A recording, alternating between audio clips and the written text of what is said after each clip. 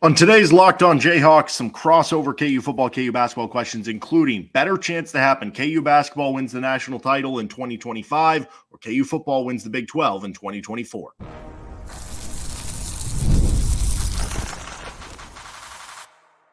You are Locked On Jayhawks, your daily podcast on the Kansas Jayhawks. Part of the Locked On Podcast Network, your team every day.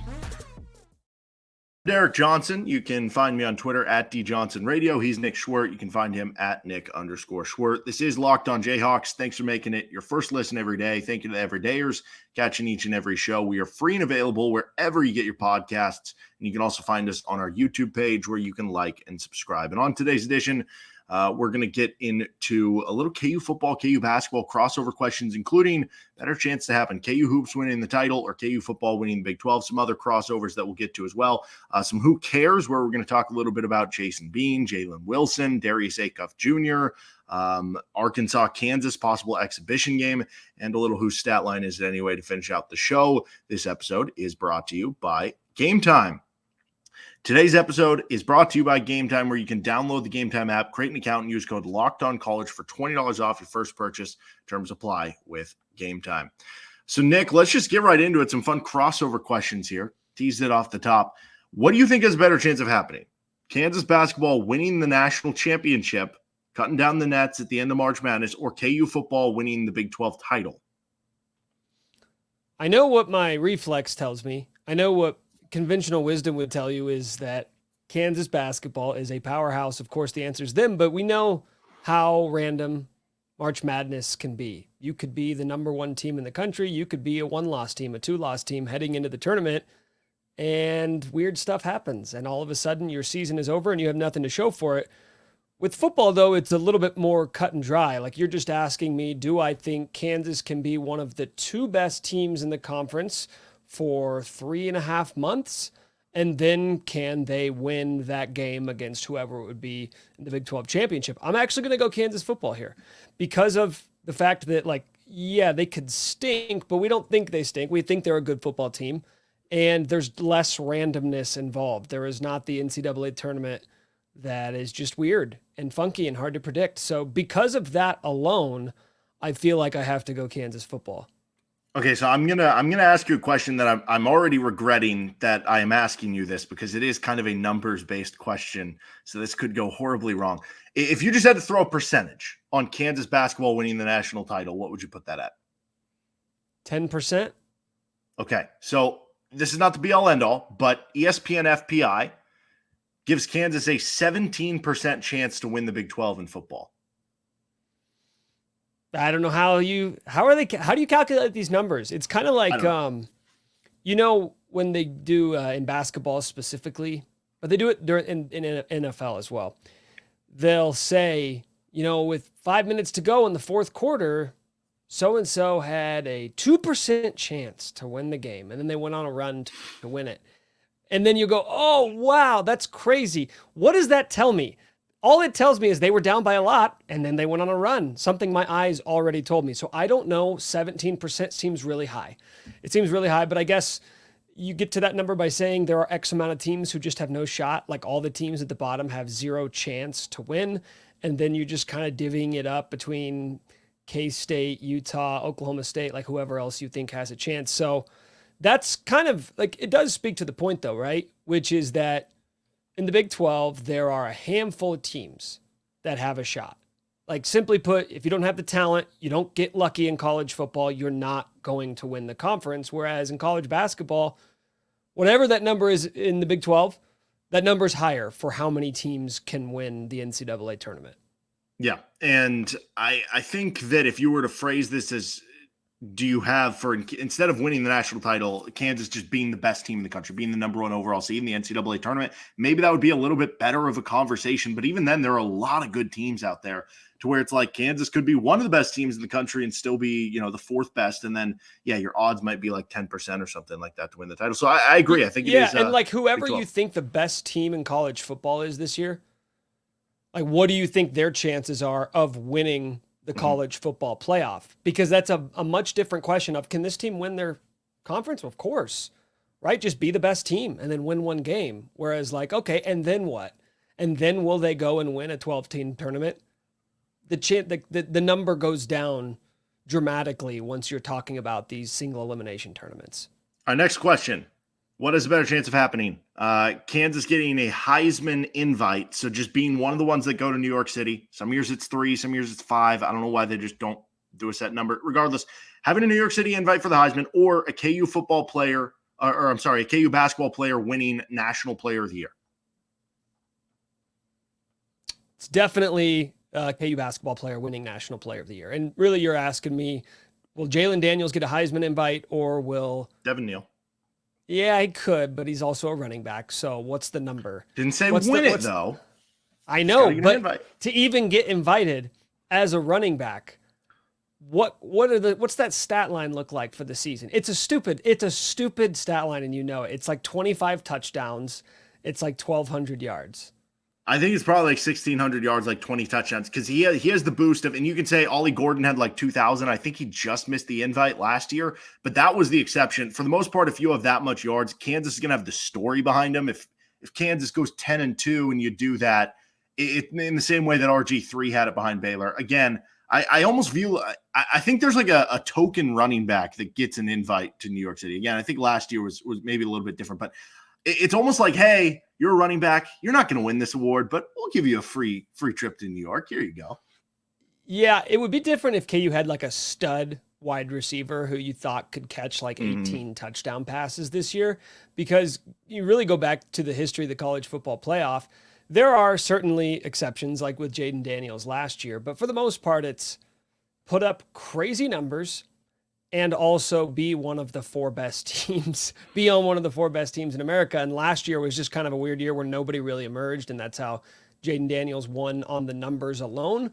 But for Devin Neal at running back, it's not just put up crazy numbers, it's also go to the college football playoff, which could happen, but now you're asking for a lot of things, whereas with Hunter Dickinson, we already know he's one of the 10 best players in college basketball. And we thought that before last year. He validated it with his performance. And now with Zach Edey gone, it all of a sudden kind of lines up to where you're going to put up crazy numbers. It's just a matter of like, how much is Kansas going to win? And are those numbers good enough to just like thrust you over the rest of the pack?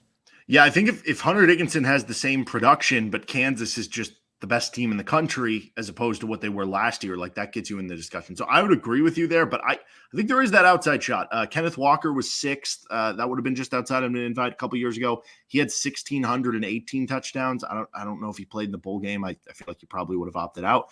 So maybe that's kind of what you're looking at there in terms of getting to that point. Okay, next one. Having a first-round draft pick, KU football or KU basketball? Okay, the only guy I feel like would be a first-round draft pick from basketball, I feel like it would have to be like Flory Badunga or something, right? Or like Rakeese Passmore comes on the scene and is just it's got to be a freshman. And I think that's just kind of how basketball works. I don't know. Zach Edey ended up being a first-round draft pick, and nobody thought that a year ago, right? Like a year ago, you were thinking mid-second for Zach Edey, and then he was so good it was undeniable, and then a couple teams fall in love with him. I don't know that I see that happening with Hunter Dickinson, but again, I guess it just did happen. With football, Devin Neal's the best pro prospect, I feel like, Kobe Bryant, but you got to have a crazy year. You got to have a crazy year, get a lot of picks, be a shutdown corner. Like, be a shutdown corner. They can put you on an island. All of a sudden, you wind up getting drafted like 18th overall. So I came up with 2 possibilities. Neal, I don't think is a first round pick. Jalen Daniels, I don't really know. It's his health, and he's undersized. Even if he has a crazy season, I still think there's enough dings that they'll have against him. So Hunter Dickinson, Flory Badunga, and Rakeese Passmore versus Kobe Bryant. I think I'm going Kobe Bryant. I think I'm going KU football.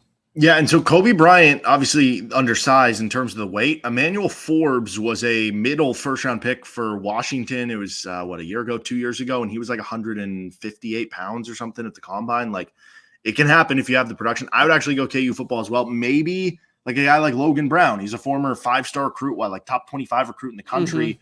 he has the body for it. If he goes out this year and let's say he were a second-team All-American, would that be that unthinkable? No, probably not. I'm going to have an episode on the KU basketball one with could they have a first-round pick, because every title winner has a first-round pick. I'm going to do that on tomorrow's show, so there's a little teaser for that. But maybe AJ Storr would be the answer. I don't know. Okay, last question here. Lance Leipold leaving for another job after the season, or Bill Self retiring after the season? Oh, man. I guess it's Lance Leipold. I'm just going to go with the fact that Bill's been doing this for 20 years, and I just don't see him retiring right now. Like, he's had so many opportunities at this point. Like, you finally got the FBI stuff in the rearview mirror. I don't see him slowing down this year.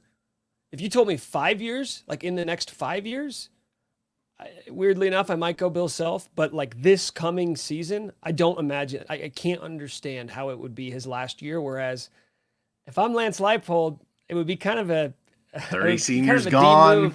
Yeah, dude, you are leaving the cupboards bare. Like if there were ever a time to be like, you know what, I'm good here, it would be after this season. And I know this, by the way, because of my online dynasty with KU football and the new video game. You left? It's a big reason.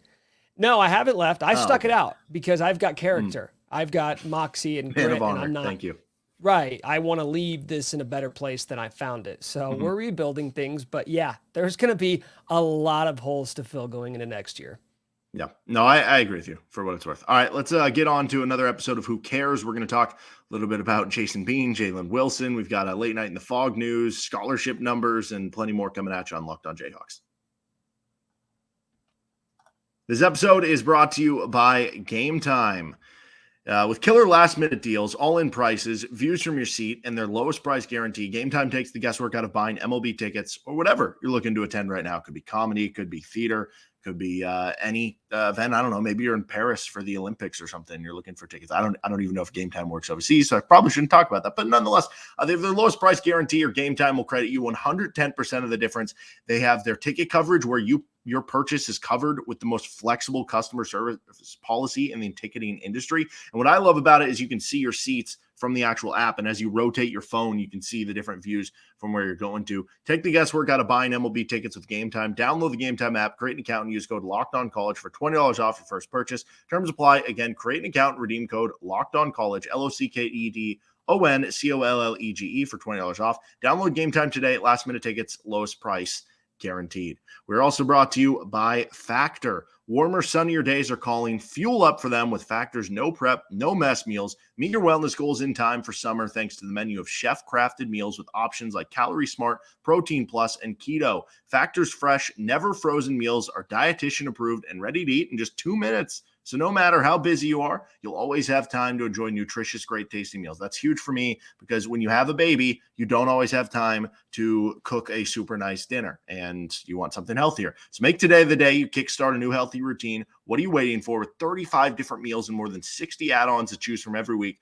you'll always have new flavors to explore so you're not getting stuck in the same thing. Or if you are a creature of habit, you can just continue to go to whatever that habit ends up being. Head to factormeals.com/LockedOnCollege50, that's 50, and use code LockedOnCollege50 to get 50% off your first box plus 20% off your next month. That's code LockedOnCollege50 at factormeals.com/LockedOnCollege50 to get 50% off your first box plus 20% off your next month while your subscription is active.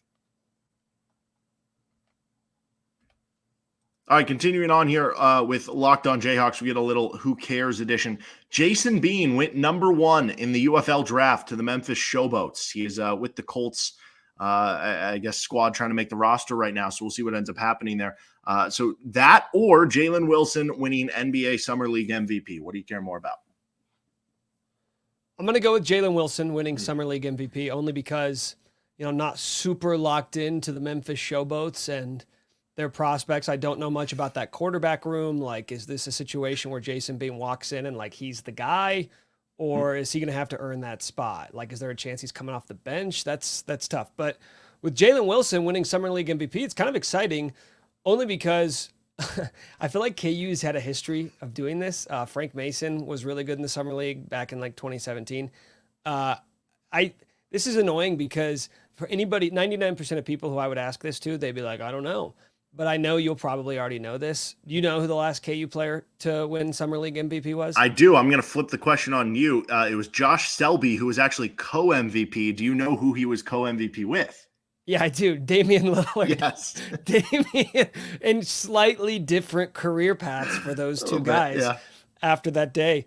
But you know what's odd is I was looking at this last week or whenever that he won the MVP, and I saw that Jalen Wilson and Josh Selby are the only players since 2006 to be Summer League MVPs and not be first-round picks. Everybody else is a first-round pick, and then all of a sudden these two guys just kind of come in and steal the show.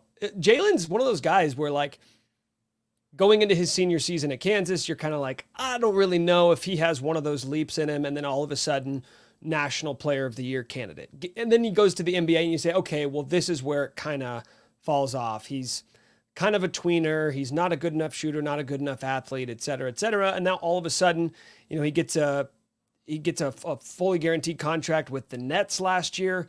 Now all of a sudden, Summer League MVP. He's just one of those guys I'm not going to count out. Like, whatever you think he's going to do, I'm not going to tell you you're wrong, because he kind of keeps proving people wrong. Yeah. I don't know if you've looked at the Brooklyn Nets roster. Like, Bad.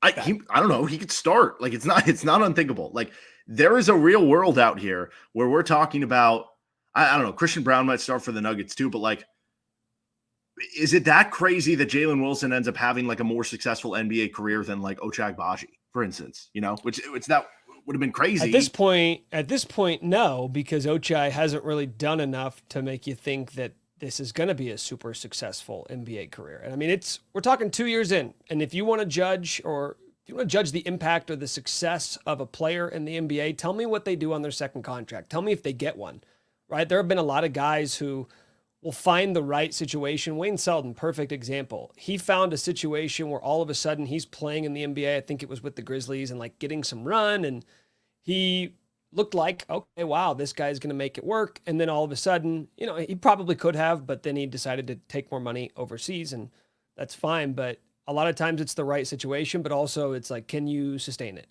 Can you do it? Okay, you're going to put up good numbers on the worst team in the NBA. All right. What about 2 years from now when you're a free agent? Can you go somewhere else? Can you be a role player and still have that impact? Are you going to be someone who other teams around the league value, as opposed to just the team who, right, took a lottery ticket on you? So no, it wouldn't shock me whatsoever if you told me that he was the most successful pro from that national championship team. Dude, I got a fly in here, and it is trying to murder me during that. I saw it land directly on your face, which is a bold fly. I got to give credit to that fly. He's just a sucker for the camera. Okay, next one. Nelly is headlining the 40th Late Night in the Fog in October. That or Darius Acuff Jr. picking Arkansas? What do you care more about? I think I care more about Darius Acuff Jr. I love Nelly, but I was really pumped about the idea of getting Darius Acuff. Like, KU has been pretty good about getting these elite big men, getting some elite wings, but they haven't been able to land a ton of elite guards. I mean, you can count them on one hand. I mean, Devon Dotson's the last really good one, and he was like a top 20 guy. Darius Acuff, number one guard in the class, probably a one and done. NBA teams are probably salivating, big, strong lead guard. And of course, he goes to Arkansas, right? Because KU has lost so many recruiting battles to Arkansas over the years. I think, interestingly enough, for like just general college basketball interest, it certainly disproves any theories that John Calipari isn't going to be able to continue recruiting at a high level at Arkansas. But once again, my quest for KU getting like I don't want just like an elite guard. I don't want like a good college guard. I want a guy who's going to go on to make like all NBA teams. And Acuff kind of looks like he might be one of those dudes. Well, could get Darren Peterson and then good to go there. So we'll see what happens there. But I do agree, Acuff looks cool too, though, right? Like, you just imagine him in a Kansas jersey. He looks kind of sick, right? Well, I hate making these comparisons because we do this all the time with like KU legends, but like watching some of his highlight, there was a little bit of a reminder of Frank Mason, not in terms of the overall game and everything, but like he had that great first step and then was able to keep you on his hip and you would never get off it. And that was something that Acuff had that You see it with Bill Self guards who could really attack. Like Devon Dotson had that too, to a certain extent. But yeah, I don't really care about Nelly playing at late night in the fog. I just want to let you know, by the way, that myself as well as everybody watching is now on Fly Watch. It's I know. It's on the tip of your microphone. A few minutes ago, it landed right on the bottom of your headphones. It's like I can hardly focus on what you're saying because I just want to see where this fly is going. Well, if you're listening on the audio side of things, just know you're missing out. So make sure to like and subscribe on the YouTube page. This is great content. You guys are missing. Okay, let's get to whose stat line is it anyway to finish things out. I guess real quick, rapid fire one. What do you care more about, new scholarship numbers for KU and NCAA, or Arkansas working on scheduling an exhibition game with KU before this season? Arkansas. I want to see what Calipari is going to do. I think that's so fascinating that he left Kentucky for Arkansas, and this is generally how coaches' careers kind of like peter out. I want to see if it's going to be different for him. I'm actually more interested in scholarship numbers just because I have no idea how these schools are going to handle that. Like, it's 105 for football, 15 for basketball. They ain't going that deep, like they'll just give them to walk-ons or something. All right, let's finish things up. Whose stat line is it anyway? First, this episode is brought to you by eBay Motors. Passion, drive, and patience. The formula for winning championships is also what keeps your ride or die alive. eBay Motors has everything you need to maintain your vehicle and level it up to peak performance. Superchargers, roof racks, exhaust kits, LED headlights, and more. Whether you're into speed, power, or style, eBay Motors has you covered. With over 122 million parts for your number one ride or die, you'll always find exactly what you're looking for. And with eBay Guaranteed Fit, your part is guaranteed to fit your ride every time or your money back. Because with eBay Motors, you're burning rubber, not cash. With all the parts you need at the prices you want, it's easy to make your car the MVP and bring home huge wins. Keep your ride or die alive at ebaymotors.com. Eligible items only. Exclusions apply. eBay Guaranteed Fit only available to U.S. customers. All right, finishing things up. Whose stat line is it anyway? The stat that we have to ask Nick for today is about Jalen Daniels. He has appeared in 25 games for KU. How many times does he have 3 or more interceptions in a game? I know he had at least 2 picks in the Arkansas game, I want to say. I feel like some of his biggest games, he's had what I would perceive to be a bunch of picks, but how many has he had 3 or more? I don't think it's that many. I'm going to go 2. Correct answer is 0. He's never done it before. And that even goes back to that true freshman year when he was playing with behind a basically turnstile offensive line. Now ask me how many times I've thrown 3 picks in a game playing with Jalen Daniels. Can I guess? More than 0. More than 0. Like 9. I'll tell you that much. Yeah. Kind of impressive. What's funny about him and like the Heisman talk is there was that stretch 2 years ago when KU started 5-0, and he had I think 19 touchdowns in 5 games. He's never really been a guy that though is going to have a 5 touchdown game unless the situation calls for it, where you're passing, you're down late, if a triple overtime game against Arkansas. Right. But when you go back to the Heisman talk, I come around a little bit up on the idea of Devin Neal when you're just saying, take away injuries, just who's more likely to have monster numbers? I think history would probably tell you it's Devin Neal, just because Daniels has been more risk averse than he has been this monster stat producer. Yeah. By the way, quick follow-up to that question. How many times does he have 2 interceptions in a game? 2? I'm sticking with 2. Arkansas, 3. West Virginia, and then Oklahoma as a freshman. How many games does Jalen Daniels have a punt? 1. 3. So he has the same amount of games with a punt as he has 2 interceptions. I don't know if that's I guess that's little good. Threat. Yeah, little threat, baby. Here we go. All right, Nick, where can you find your work? What do you got going on right now? The podcast is Could Be Wrong. You can check it out wherever you get your podcast, as well as on YouTube. All right. He's Nick Schwert. Give him a follow at Nick_Schwert on Twitter. I'm at D Johnson Radio. Make sure you subscribe to the show here with Locked On Jayhawks. Anywhere you get your podcasts, including on our YouTube page. We'll see you next time with LOJ. We're going to get into that conversation. Who's most likely to be a first-round draft pick for the NBA for KU next season, and why it is important to winning the national title.